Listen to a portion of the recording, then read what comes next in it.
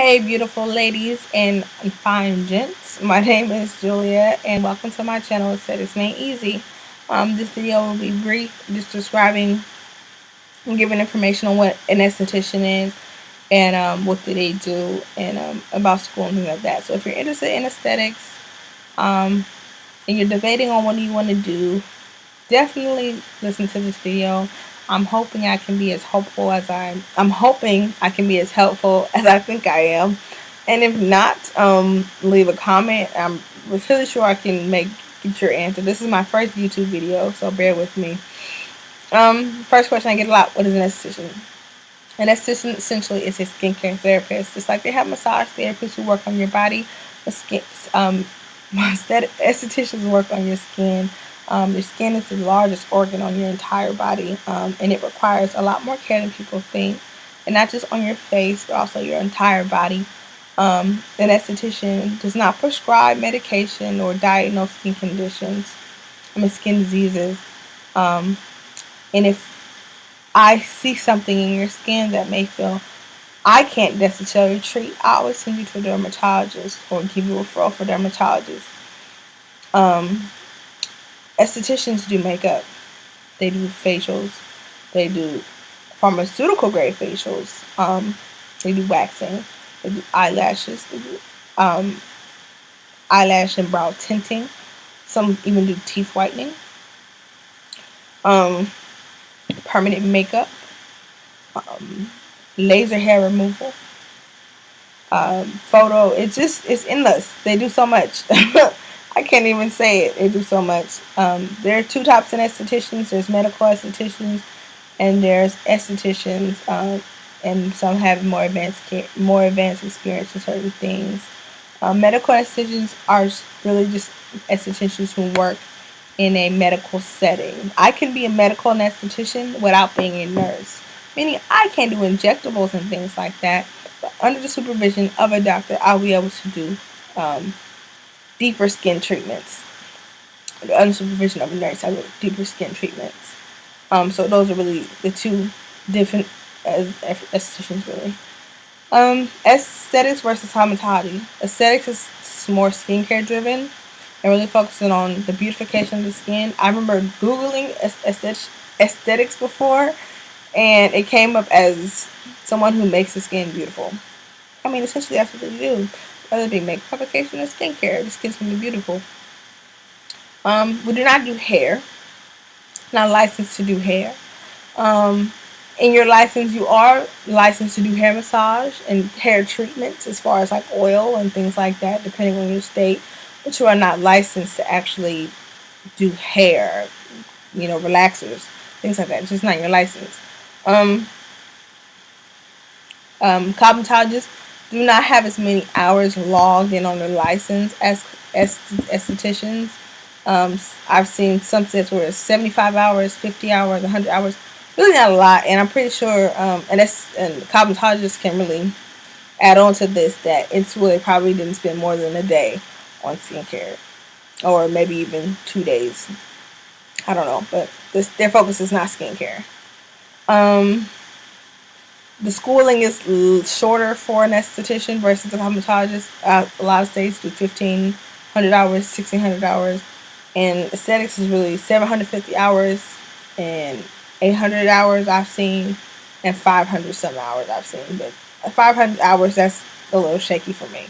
I feel like you need to learn a whole lot more.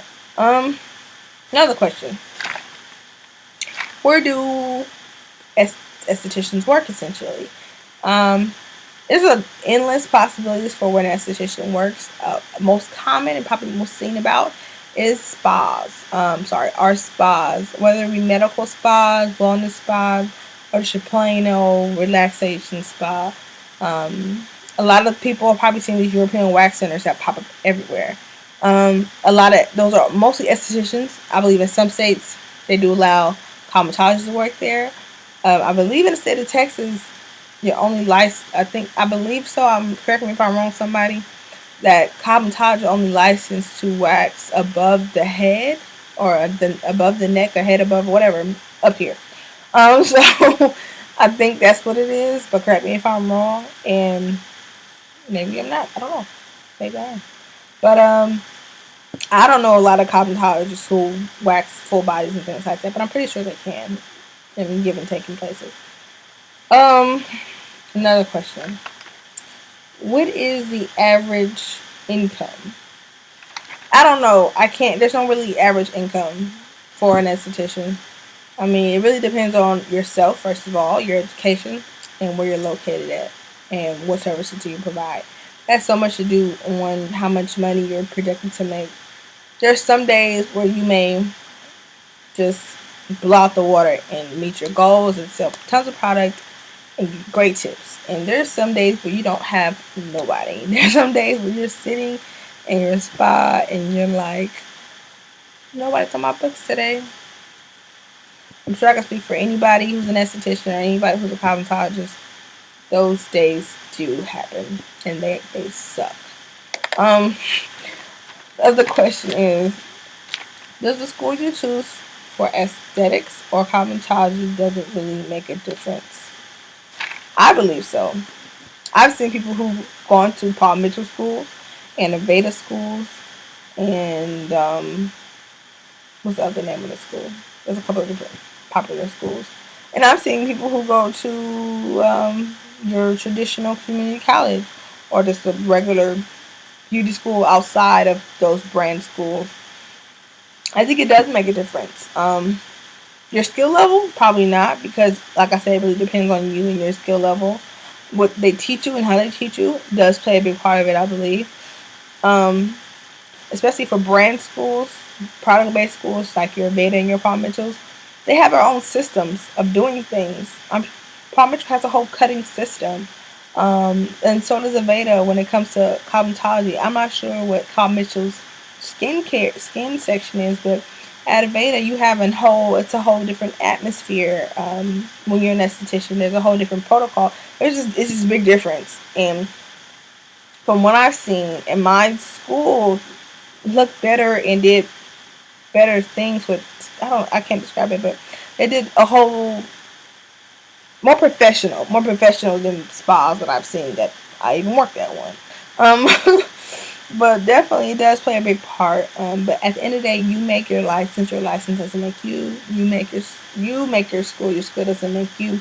But a good name is really helpful. It's just like, um, you know, Harvard may get you in the door, but you gotta make yourself stay.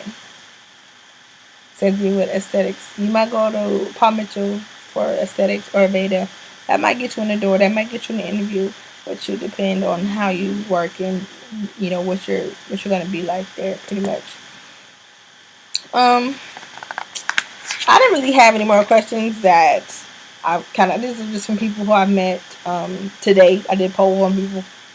And yeah, that's what I got. But if you have any more questions about aesthetics or anything like that related, please feel free to leave a comment. Another thing is there'll be more videos coming up. I'm a big product junkie. I hate to say it like that, but I am. I love skincare. I love makeup. So I'll be reviewing more probably skincare than makeup, anything.